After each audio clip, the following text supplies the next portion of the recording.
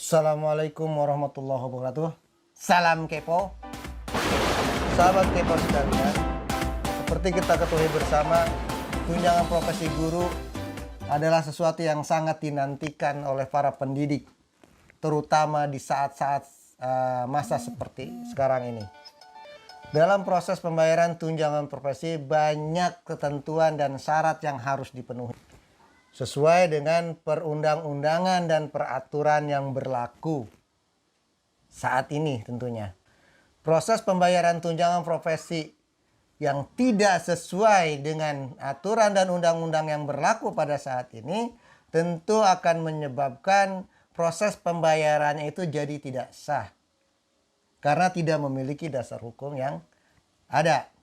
Nah, konsekuensi nyata yang bisa terjadi saat tunjangan profesi itu tidak bisa dibayarkan karena tidak sesuai dengan peraturan dan perundang-undangan yang ada adalah proses pengembalian. Ini adalah sesuatu yang sangat dihindari oleh oleh para admin tunjangan karena proses pengembalian itu selain ribet juga menyulitkan orang. Lalu bagaimana agar proses tadi, pembayaran tadi tidak harus ada kata pengembalian? Nah, tentunya semua harus dikembalikan kembali kepada dasar hukum dan peraturan yang ada. Jika sudah sesuai dengan peraturan dan perundang-undangan yang ada, maka insya Allah tunjangan profesi itu nyaman dan bisa dinikmati dengan tenang. Kali ini saya akan menghadirkan dua orang narasumber. Yang satu sebagai kepala sekolah, yang kedua operator sekolah. Siapakah dia? Nah, inilah. Beliau. Assalamualaikum Pak Demo. Waalaikumsalam. Maaf mas, namanya Dome bukan Demo. Oh iya, maaf Pak. Kebalik, maaf. Bisa salah arti mas. Bikin nama itu sakral mas. Pakai nasi kuning, bubur merah, bubur putih, ayam hitam. Itu orang tua saya harus utang ke warung Mak Ija. Iya Pak, maaf. Ngomong-ngomong, apa kabarnya nih Pak? Kelihatannya udah semakin ganteng saja nih hari ini. Alhamdulillah baik mas. Alhamdulillah. Sekolah bagaimana Pak? Aman? Anak-anak, siswa, guru. Alhamdulillah mas aman. Lalu bagaimana dengan SKTP Bapak dan guru-guru di sekolah? Sudah terbit semua? Alhamdulillah sudah mas. Mantap. Sudah cair juga dong. Stop dulu, tidak usah bahas pencairan, ya. Karena kalau nanti ada pencairan, saya akan kenakan pajak untuk Bapak. Jika sudah ada kepala sekolah hadir bersama kita, maka tidak lengkap rasanya kalau operator sekolahnya pun tidak kita hadirkan. Ya, oleh karena itu, hari ini saya menghadirkan seorang operator sekolah yang sudah setia dengan Dapodik dari awal Dapodik ini diluncurkan. Ya, jadi dia sudah tahu bagaimana mensiasati mengisi Dapodik dengan baik. Dia adalah operator senior, tetapi jangan salah, usianya masih junior, ya, masih lebih muda. Ya. Penasaran? Siapakah dia? Inilah dia, Mas Hans. Assalamualaikum Mas. Waalaikumsalam. Selamat malam semuanya. Apa kabarnya Mas Hans? Saya panggil Mas Hans saja ya. Siap Pak, panggil apa saja boleh saja Pak. Yang penting masuk YouTube. Hahaha. Bisa saja Mas Han ini. Sehat Mas? Alhamdulillah sehat Pak. Anak istri di rumah sehat Mas? Alhamdulillah sehat. Saya belum punya istri apalagi anak. Masih jomblo akut Pak. Oh. Nah, ini kesempatan untuk promosi di sini Mas. Pemirsa kepo sekalian. yang masih mencari calon suami. Tentunya untuk para perempuan ya, yang laki-laki jangan cari. Pilihlah Mas Hans. Pilihlah Mas Hans. Data orang lain saja dia jaga dengan jiwa raganya. Apalagi belahan jiwa. Dia akan jaga sampai akhir masa. Ah, Bapak ini bisa aja. Sahabat kepo sekalian, tamu kita sudah hadir semua.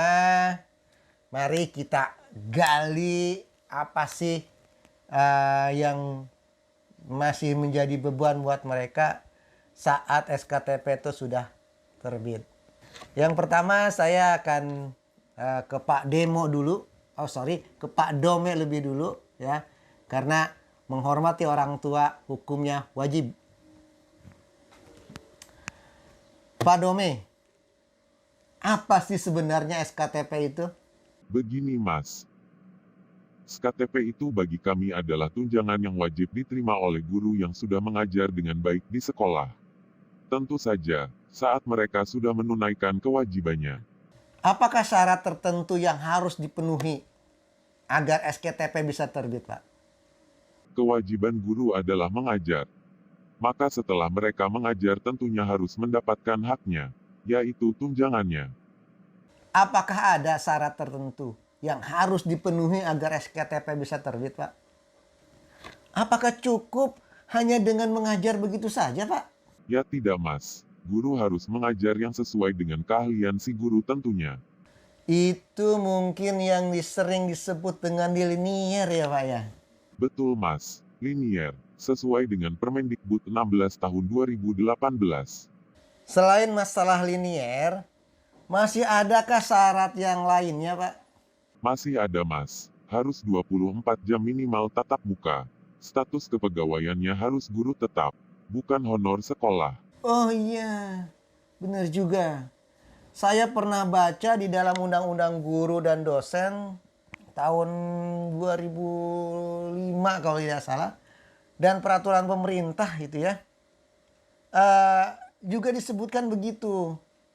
Bahwa tunjangan profesi guru hanya bisa diberikan kepada guru tetap. Ya, saya baru ingat tuh. Betul. Di dalam Undang-Undang Guru dan Dosen yang terbit tahun 2005, Peraturan Pemerintah Nomor 41 Tahun 2009, Peraturan Pemerintah Nomor 74 Tahun 2008, Peraturan Pemerintah Nomor 19 Tahun 2017 dan Permendikbud Nomor 19 Tahun 2019. Semuanya menyebutkan tentang penerima TPG adalah guru tetap. Wah, hebat Pak Dome ini. Bisa hafal semua tentang peraturan. Hehehehe, tidak juga sih Mas. Ingat judulnya aja, karena sering disebutkan dalam videonya gua kepo. Tapi yang tidak kalah pentingnya Mas, itu adalah datanya. Sebab kalau data tidak valid, maka SKTP tidak akan terbit. Nah itu Pak. Yang menerbitkan SKTP itu kan pusat. Lalu mereka bisa tahu data guru itu mengajar sesuai dengan linearisasinya dari mana? Bentar dulu. Saya belum paham benar nih. Linear itu antara apa dengan apa, Pak? Kan linear harusnya kan perbandingan antara A dengan B. Nah, ini perbandingan dengan apa, Pak? Sehingga dikatakan bisa linear. Tadi Bapak belum jelaskan. Linear itu antara mata pelajaran yang diajarkan di kelas dengan sertifikat pendidik si guru. Oh, begitu. Jadi linear itu adalah antara mapel yang diajarkan dengan sertifikat pendidik yang sudah dimiliki oleh seorang guru. Sekarang masalah datanya nih Pak. Orang pusat itu dapat data dari mana? Kok bisa dia nerbitin SKTP? Kalau tidak linear bagaimana? Masalah data itu mereka dapatkan dari Dapodik Mas. Itu biasanya sekolah mengisi data pada Dapodik sekolahnya masing-masing, yang kemudian disinkronkan ke server pusat. Itu biasanya sih dikerjakan oleh operator sekolah Mas. Wah, ini tugasnya operator sekolah ini. Maaf Mas Hans, dari tadi dicuekin. Keasikan nanya SKTP. Masalahnya data istri saya juga belum valid. Nah, Mas Han, apa sih sebenarnya tugas operator sekolah itu? Tugas operator sekolah itu banyak, Pak. Semua yang berhubungan dengan teknologi itu tugas operator, Pak. Tapi memang spesialisasinya dapodik, Pak. Kalau dapodiknya berantakan, biasanya data yang lainnya ikut berantakan. Nah, kalau begitu, yang terkait dengan tunjangan profesi, harusnya tugas operator ini tidak berat lah. Iya kan? Ngisi data siswa, itu kan dilakukan satu kali pada saat siswa mendaftar. Selanjutnya kan data itu sudah ada, sudah terekam. Terus, data guru. Data guru juga, itu kan dientrikannya di awal pada saat guru pertama kali masuk ke sekolah. Kalau gurunya nggak pindah-pindah selama 10 tahun, harusnya kan tidak ada pengentrian guru tersebut yang berulang-ulang. Betul, Pak. Cuma sekali saja. Tapi setiap kali ada perubahan harus diupdate. Nah, update datanya ini yang berkali-kali, Pak. Saat naik kelas, maka dia harus dikeluarkan dari kelas lama, dimasukkan ke kelas baru. Setiap awal semester harus ditempatkan ke rombelnya masing-masing. Kalau cuma 10 siswa ringan, Pak. Bagaimana kalau siswanya ada 500 sampai 3.000 orang? Ada sekolah yang siswanya sebanyak itu, Mas. Mas Han di sekolah ada segitu siswanya. Hahaha. Tidak, Pak. Sekolah saya siswanya tidak banyak. Cuma 300-an orang. Jadi aman dong dapodiknya. Alhamdulillah aman, Pak. Sebenarnya data dapodik tidak akan masalah kalau penyusunan jadwal di sekolah sudah benar. Pengangkatan guru sesuai dengan role yang ada. Siswa sudah dibagi kelasnya dan tidak berpindah-pindah kelas. Berarti sebenarnya dapodik itu sifatnya cuma administratif. Cuma merekam administrasi sekolah sebenarnya dapodik itu. Betul nggak kalau saya nggak salah tanggap nih Mas Han? Betul, Pak. Kalau administrasi sekolah rapi, insya Allah dapodiknya aman, Pak. SKTP juga aman. Intinya sih, dapodik itu gambaran situasi sekolah, Pak. Kalau dapodiknya kacau berarti sekolah itu kacau administrasinya. Banyak yang tidak sesuai dengan tupoksinya. Wah, kayaknya Mas Han ini sudah pengalaman banget nih dengan dapodiknya. Sudah berapa lama Mas jadi operator? Saya jadi operator sejak sinkron dapodik harus naik pohon kelapa, Pak. Dari tahun 2012. Walah, sudah lama itu ya. Dari sekian lama jadi operator sekolah, pengalaman apa yang paling tidak enak, Mas? Ini yang saya tanya yang tidak enak saja lah. Kalau yang enak tidak usah diceritakan. Nah, ini yang saya seneng nih, bisa nyampein unek-unek yang udah lama terpendam. Begini, Pak. Kalau entry dapodik itu gampang. Salah entry kita perbaiki lalu sinkron lagi. Bisa selesai. Nah, ada satu tugas yang kadang suka bikin kita membatin, Pak, serba salah. Oh, ada tugas yang kayak gitu? Iya, Pak, yaitu tugas mengisi kehadiran guru online. Ada apa rupanya ini dengan entrian kehadiran guru online ini? Sampai Mas Han aja harus membatin. Coba bayangkan. Operator senior saja harus membatin mengerjakan absen online. Ada apa ini sebenarnya? Pasti ada sesuatu. Cara ngisinya sih mudah, Pak. Tapi isinya itu yang sulit. Kita harus perang batin antara kejujuran dan tugas. Kenapa begitu, Mas? Bagaimana tidak perang batin, Pak? Kita disuruh memasukkan data guru untuk hadir. Sementara gurunya sedang pesta pernikahan anak tetangganya. Ada ya yang seperti itu. Siapa yang meminta begitu, Mas? Pertama sih gurunya. Biasanya guru senior, Pak. Kalau gurunya yang minta saya masih bisa tolak. Dengan alasan yang sebenarnya. Nah, yang sulit ditolak itu kalau yang memerintahkan itu kepala sekolah.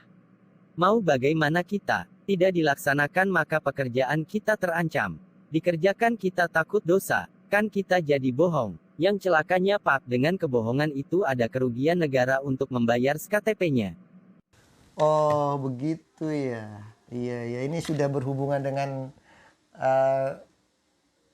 beban tugas ya, agak sulit memang ya. Nah, tapi sudahlah. Di sini hadir juga kepala sekolahnya. Nah, kita konfirmasi saja. Ya, langsung kepada yang punya wewenang di sekolah.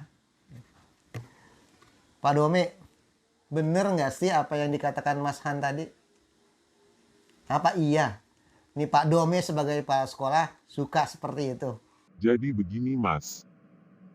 Kita sebagai kepala sekolah juga suka serba salah. Kalau kita buat laporan banyak guru tidak hadir, maka nilai kinerja kita juga jadi rendah. Dimarah sama pengawas. Selain itu SKTP mereka juga, khusus yang PNS sama dinas tidak akan diproses pencairannya. Sebab pencairan TPG itu dimintakan SPTJM dari absensi online hadir GTK. Sebab itu sudah tertuang dalam Permendikbud 19 tahun 2019 tentang petunjuk teknis tunjangan profesi guru. Jadi mau tidak mau yang tidak hadir juga kita mintakan operator sekolah untuk memasukkan datanya hadir. Kadang kita juga suka tidak enak hati sama guru yang bersangkutan, apalagi gurunya juga sudah lebih senior dari kita. Sulit ya. Kalau sudah bermain hati memang ya susah.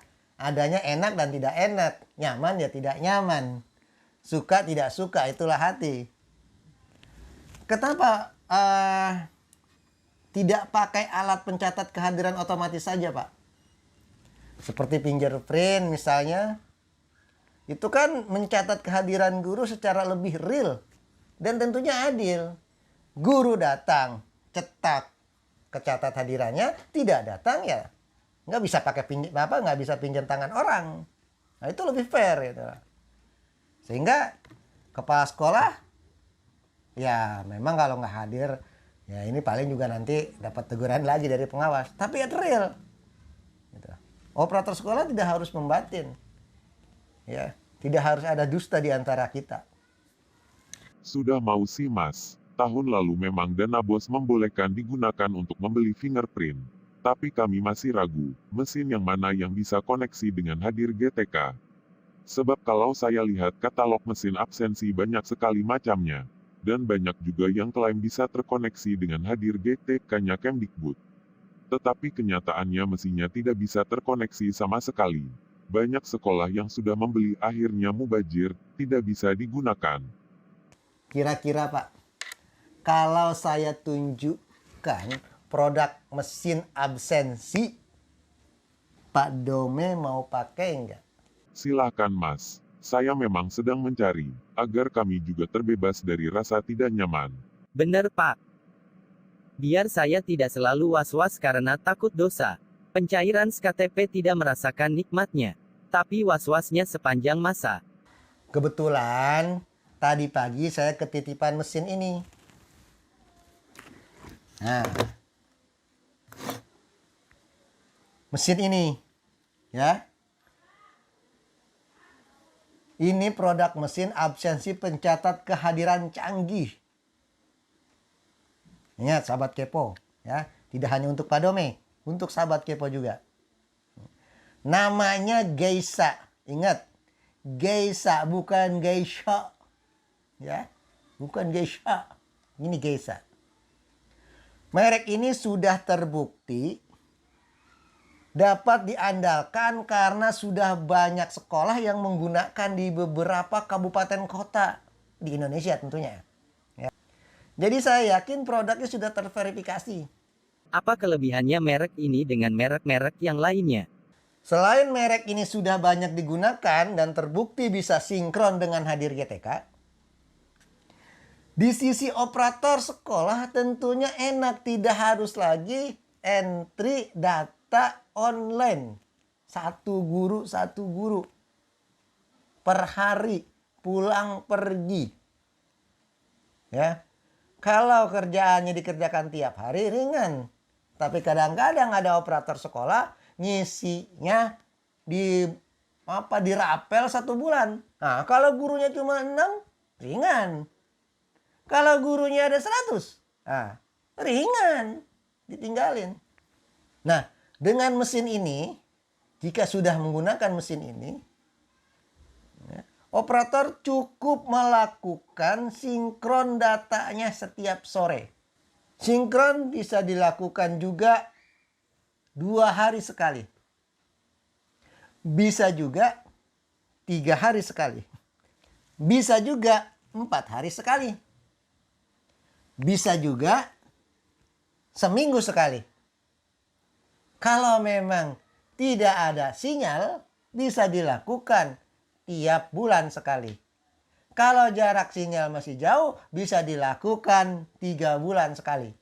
Tapi tentunya data yang disinkronkan itu adalah data hasil perekaman dari mesinnya dan sistemnya. Ya. Kalau gurunya tidak melakukan perekaman jarinya dan tidak melakukan absen tiap harinya, ya tentunya tidak akan ada yang data yang dikirimkan. Jadi ini tergantung dari keaktifan gurunya. Dan tentunya scan jarinya harus pas datang dan pulang. Jadi tidak bisa hanya datang saja, tidak bisa hanya pulang saja. Karena di Hadir GTK yang dicatat itu adalah datang dan pulang. Selain koneksi tadi, apalagi kelebihan alat ini, Mas? Mesin ini cocok banget untuk kondisi pandemi COVID sekarang ini. Karena untuk absen guru tidak perlu menyentuh mesinnya. Nah, ini kan ada alat scan jarinya nih. Ya, kalau pakai ini kita harus tempel. Kalau ada orang yang terpapar COVID-19 pada saat dia tempel, ada kemungkinan virusnya juga nempel di sini. Ya kan?